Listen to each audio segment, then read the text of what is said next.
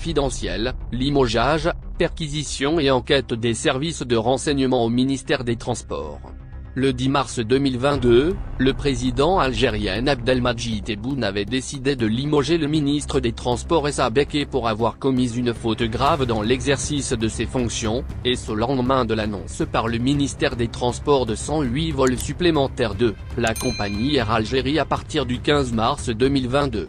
Quelques jours auparavant, ce même ministre avait déclaré avoir donné son accord de principe pour 15 opérateurs privés dans le domaine du transport aérien des voyageurs et dans le cargo. Ce deuxième limogeage dans le secteur intervient après celui de janvier 2021, lorsque le président Tebboune avait démis de ses fonctions l'ancien ministre des Transports, Lazarani, en même temps que le PDG d'Air Algérie pour avoir procédé à des opérations d'importation interdites. Depuis, le nouveau programme de transport d'Air Algérie a été gelé et une importante enquête a été lancée dans la plus grande discrétion. Nous avons appris que le directeur de cabinet du ministère des Transports Jamel Ben Redjem, ex-colonel de gendarmerie installé par Lazarani au mois de décembre 2021, vient d'être limogé. Mourad Kouki, secrétaire général du ministère des Transports, Jamel Ben Redjem, directeur de cabinet, au milieu de l'ex-ministre des Transports Lazarani. Durant sa carrière de militaire, Ben Redjem, qui est le neveu de l'ex-responsable du service d'information et de communication au commandement de la gendarmerie nationale, le général Smayab, avait dirigé le centre de prévention et de lutte contre la criminalité informatique et la cybercriminalité. Il y a quelques semaines, c'était Echa Bouroui qui avait été limogée de son poste de directrice de l'aviation civile et de la météorologie. Nous avons également appris que celle qui prétendait être la protégée du général-major Ammar Amerani, l'ex-commandant des forces de défense aérienne du territoire remplacé au mois de décembre 2021, a vu ses bureaux du ministère des Transports perquisitionnés par des éléments des services de renseignement, accompagnés d'un procureur de la République. À ce stade, rien n'a filtré de ce qui se trame au niveau du secteur des transports. Mais selon nos sources, il semble que de graves défaillances auraient été mises à jour dans la gestion du ministère des Transports, des défaillances qui mettraient en danger la sécurité nationale. Notre enquête se poursuit et nous reviendrons très vite vers nos lecteurs avec de plus amples informations et explications. Un organisme stratégique en France analyse le scénario d'une guerre entre l'Algérie et le Maroc.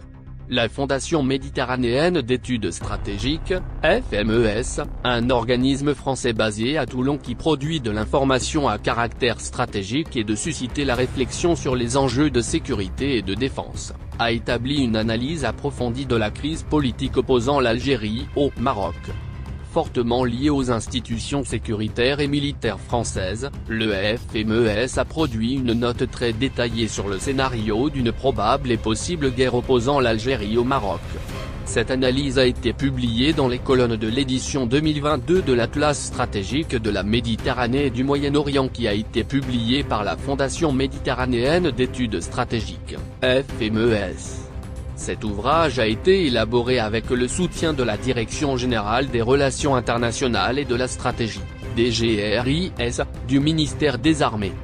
En France, la DGRIS pilote officiellement l'action internationale du ministère des Armées en y associant l'état-major des armées, EMA, la Direction générale de l'armement, DGA, et le secrétariat général pour l'administration, SGA.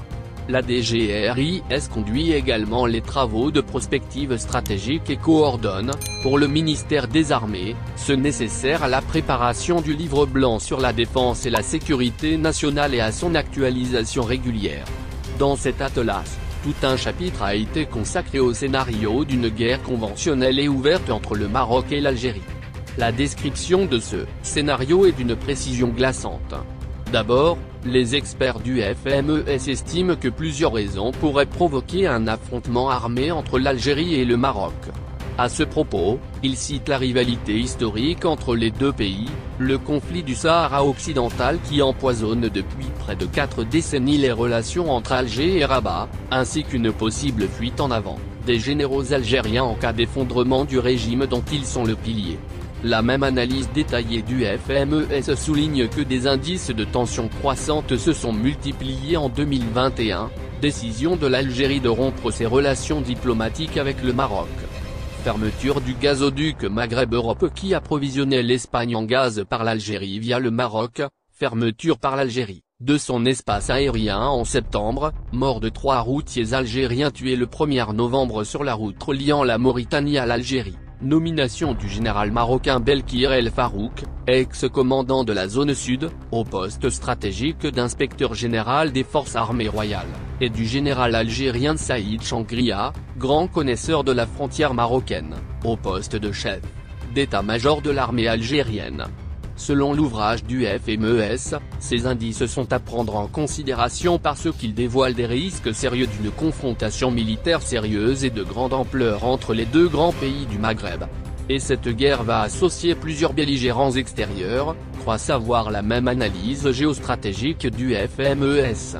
En cas de confrontation armée, Israël, peut-être associé aux Émirats arabes unis, pourrait soutenir militairement le Maroc de façon discrète, pour ne pas laisser son seul allié au Maghreb dans une posture délicate. Ce soutien ne pourrait cependant pas être trop visible pour ne pas affaiblir Israël par ailleurs sous pression au Levant et au Moyen-Orient, indique l'Atlas stratégique de la Méditerranée et du Moyen-Orient. D'après la même source, le Maroc bénéficiera aussi d'un soutien américain limité pourrait également être envisagé, notamment dans le domaine du renseignement ou des frappes de drones, surtout si la Russie ou l'Iran prenaient parti pour l'Algérie. De son côté, l'Algérie pourrait bénéficier d'un soutien, discret également, de la Russie et peut-être de l'Iran, sans implication directe cependant, la Russie ne souhaitant pas s'embourber et l'Iran ne souhaitant pas disperser ses forces, indiquent également les experts mobilisés par le FMES pour travailler sur ce scénario de crise au Maghreb. Dans une éventuelle guerre, les deux pays disposent d'atouts et de désavantages. Ainsi, le Maroc pourrait bénéficier du renseignement et des capacités cybernétiques américaines et israéliennes très supérieures à celles de l'Algérie, de même que de l'appui de drones suicides arabo-israéliens. Néanmoins, le même document stratégique du FMES relève que le renseignement et les capacités de surveillance terrestre de l'Algérie sont quantitativement plus importantes mais ne peuvent pas être diverties trop longtemps de la frontière sahélienne. D'autres alternatives pourront se proposer, dans ce contexte à l'Algérie qui pourrait instrumentaliser l'action du Polisario, analyse la même source en reconnaissant que la supériorité sous la mer grâce à ses sous-marins kilo-modernisés, elle pourrait imposer facilement un embargo maritime contre le Maroc. Ainsi, en matière de dissuasion conventionnelle, l'avantage est pour l'Algérie qui détient des capacités supérieures en termes de frappe terrestre à longue distance, missiles Iskander et calibre, certifient les analyses et experts du FMES. En conclusion, la note de l'Atlas stratégique de la Méditerranée et du Moyen-Orient explique que le Maroc est plus fort militaire que l'Algérie dans l'action clandestine et résistance dans la durée. Mais l'Algérie demeure plus puissante militaire que le Maroc dans les frappes dans la profondeur ainsi que le combat sur terrain plat. Le Maroc n'a aucun intérêt militaire à une confrontation terrestre dans le sud et le Sahara occidental où la supériorité algérienne pourrait s'exprimer facilement. Dans le nord, le relief montagneux lui est très favorable et lui offrirait une profondeur stratégique qui lui permettrait de tenir facilement les rares axes de pénétration et d'échanger du temps contre quelques parcelles de territoire, souligne enfin la note consacrée par le FMES au scénario d'une escalade militaire